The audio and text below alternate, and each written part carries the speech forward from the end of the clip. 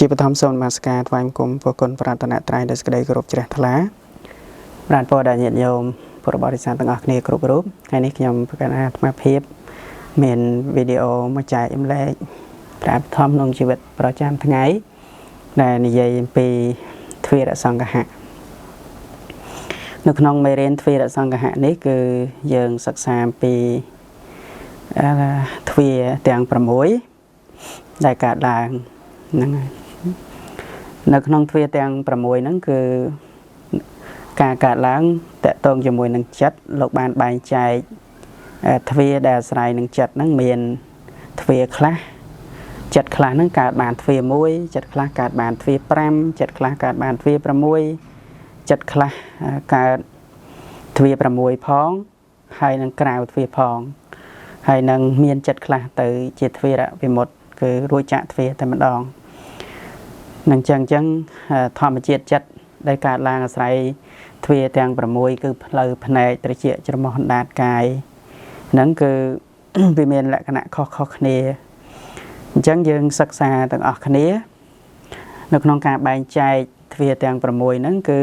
លោកបានបែងចែកមានឈ្មោះផ្សេងពីព្រោះចិត្តខ្លះมันអាចមិនមែនកើតតាមតែទ្វារមួយទេវាមានទ្វារច្រើនឬក៏ក្រៅទ្វារទៅទៀតអញ្ចឹងទី1លោកឲ្យឈ្មោះថាជាឯកទ្វារិកចិត្តគឺចិត្តដែលកើតឡើងអាស្រ័យទ្វារមួយគឺមានន័យថា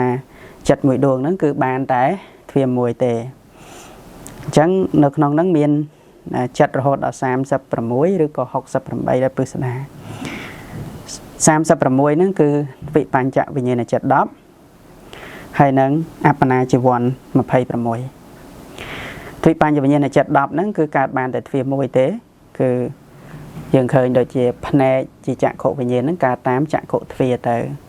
សោតវិញ្ញាណកើតតាមសោតទ្វារទៅឃានវិញ្ញាណក៏ឃានទ្វារទៅអញ្ចឹងគឺទ្វារមួយហ្នឹងហើយដឹងអារម្មណ៍បានមួយទៀតអញ្ចឹង10ដួងហ្នឹងក៏កើតបានតែទ្វារមួយហើយតកតងនឹងអបណាជីវ័នអបណាជីវ័នគឺជាចិត្តដែលអាស្រ័យទៅនឹង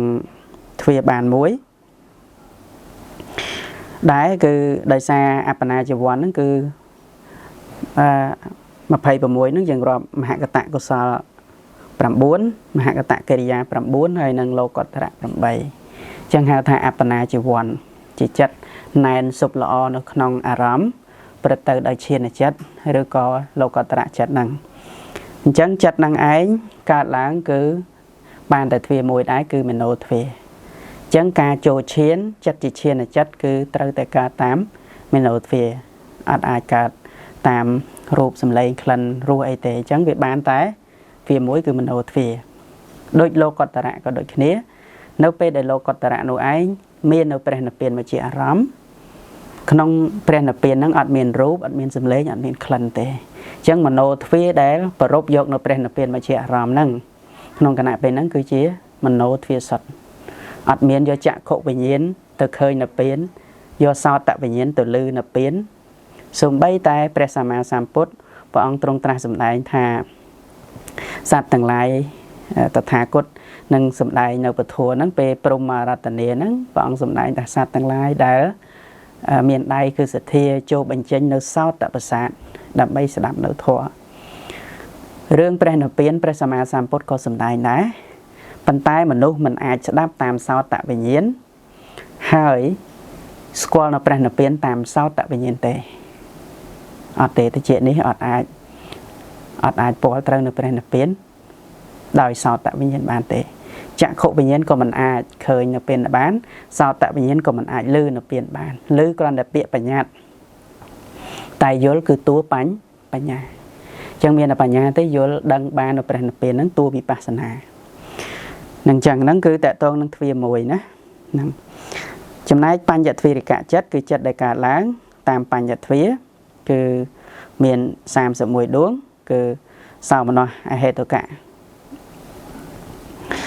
មโนវិញ្ញាណធាតុវិបាកហ្នឹងមួយជាកុសលវិបាកហ្នឹងហើយពេលខាមโนវិញ្ញាណធាតុអហេតុកៈកិរិយាហ្នឹងមួយហើយនឹងកាមជីវ័ន29ទាំងអស់នេះគឺការតាមបញ្ញទ្វារនឹងអត់ទោសអាត្មារាប់ខុស ការតាមបញ្ញត្តិវាហ្នឹងគឺមโนធាតុ3មើលសភៅច្រឡំជាស្រ័យអញ្ចឹងមโนធាតុ3ហ្នឹងកើតបានបញ្ញត្តិវាគឺនឹងឲ្យវារាវរកតាមបញ្ញត្តិវាហើយនឹងសម្បដិឆណៈទទួលអារម្មណ៍ក៏តាមបញ្ញត្តិវាអញ្ចឹងបានជាចិត្តនោះឯងឲ្យឈ្មោះថាបញ្ញត្តិរិកៈចិត្តហ្នឹងហើយមួយហ្នឹងសិតតែបានទ្វា5ចំណែកឆទ្វារិកៈចិត្តនេះវិញបាន31និយាយចន្លោះលេខឆទ្វារិកៈចិត្តហ្នឹងគឺកើតបានទ្វា6គឺមាន31ហ្នឹងហើយគឺសោមនស្សយើងហៅថាសោមនស្សសន្តិរណៈ1ហើយនឹងឧបេក្ខាមនោវិញ្ញាណធាតុហេតុកកិរិយា1និងកាមចវ័ន29នឹងចឹងហ្នឹងគឺវាកើតឡើងចិត្តនឹងឯងកើតឡើងតាមទ្វា6ហៅថាឆទ្វារិកៈចិត្តអញ្ចឹងបើយើងនិយាយពីតួនាទីរបស់ចិត្តហ្នឹងដូចសោមនស្សសន្តិរណៈអញ្ចឹងវា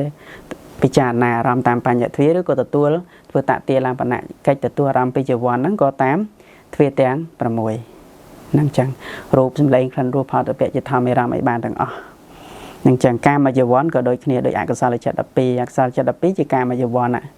ដឹងរូបសម្លេងក្លិនរសជាប់ពាក់អាស្រ័យរូបល្អអីចឹងទៅស្រឡាញ់ជាប់ដោយលោភៈរូបមិនជាទីពេញចិត្តកើតទោសៈអីហ្នឹង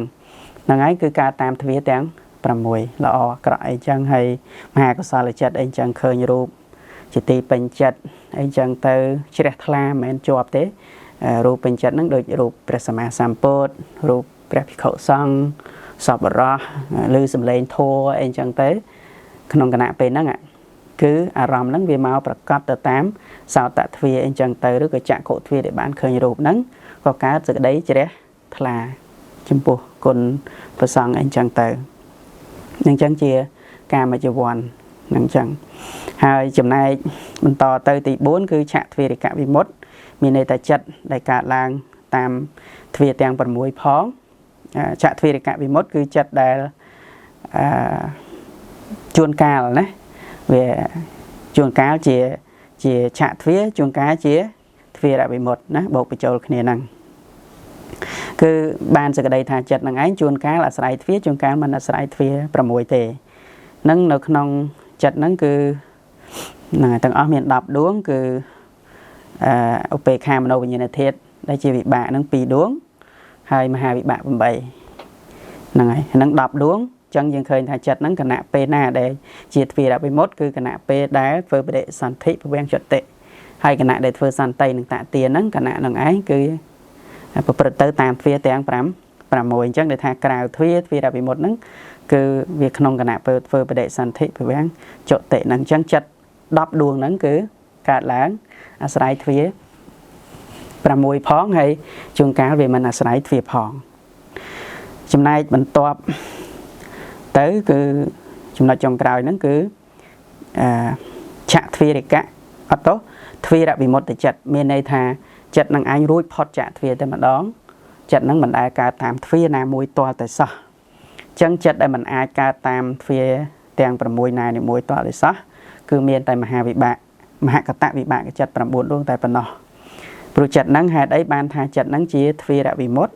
ពីព្រោះចិត្តហ្នឹងគឺកើតឡើងធ្វើតែកិច្ច3ទេគឺបដិសន្ធិពវាំងនិងចតិនៅក្នុងរូបព្រំឬក៏អរូបព្រំនឹងមហកតហ្នឹងគឺមានរូបាវេរៈកុសលរូបាវេរៈវិបាក5អរូបាវេរៈវិបាក4អញ្ចឹងវាធ្វើកិច្ច3នៅក្នុងពួករូបព្រំនិងអរូបព្រំសុទ្ធអញ្ចឹងនៅក្នុងគណៈដែលបដិសន្ធិឬក៏ពវាំងឬចតិហ្នឹងអត់មានអារម្មណ៍ណាមួយអត់អាចដឹងរូបដឹងសម្លេងដឹងក្លិនដឹងរសដឹងផុតពៈទេអញ្ចឹងគឺជាទ្វារវិមុតតិសុទ្ធតែម្ដង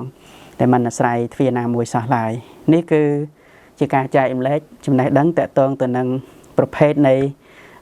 ទ្វារសង្ឃៈដែលតកតងជាមួយនឹងការដឹងអារម្មណ៍ផ្សេង